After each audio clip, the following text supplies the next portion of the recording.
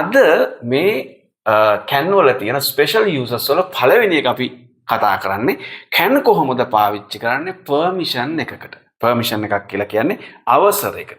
අපිට පුළුවන් can කියන වචනේ පාවිච්චි කරලා අවසරයක් ලබා දෙන්න.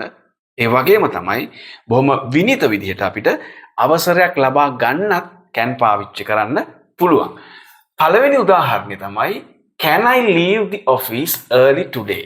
හරි මොකද්ද ඒ වාක්‍යයේ තේරුම? මට පුළුවනිද අද ඔෆිස් එකෙන් කලින් පිටත් වෙලා යන්න? වේලාසෙන් පිටත් වෙන්න. right? Can I leave the office early today? ඊළඟ එක තමයි you can use my phone if you want. ඔයාට පුළුවනි මගේ ෆෝන් එක නැත්නම් දුරකථනය පාවිච්චි කරන්න. ඔයාට අවශ්‍යයි නම් you can use my phone if you want. තුන්වෙනි එක තමයි can we bring our friends to the party? හරි දැන් මෙතනදී අවසරයක් ගන්න තමයි මේ අහන්නේ. Can we bring අපිට පුළුවන්ද රැගෙන එන්න our friends ඒ කියන්නේ අපේ යාළුවෝ to the party සාදයට. හරි හතරවෙනි එක you can't enter without a ticket.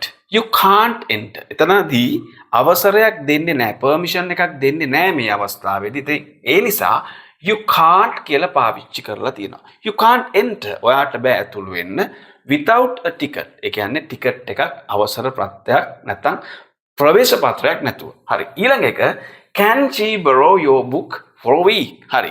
ඒ කියන්නේ can she borrow your book? ඔයාගේ පොත ඇයට අරන් යන්න පුළුවන්ද for a week සතියක් සඳහා. borrow කියලා කියන්නේ අරගෙන ගිහලා නැවත ගෙනත් දෙනවා. හරි.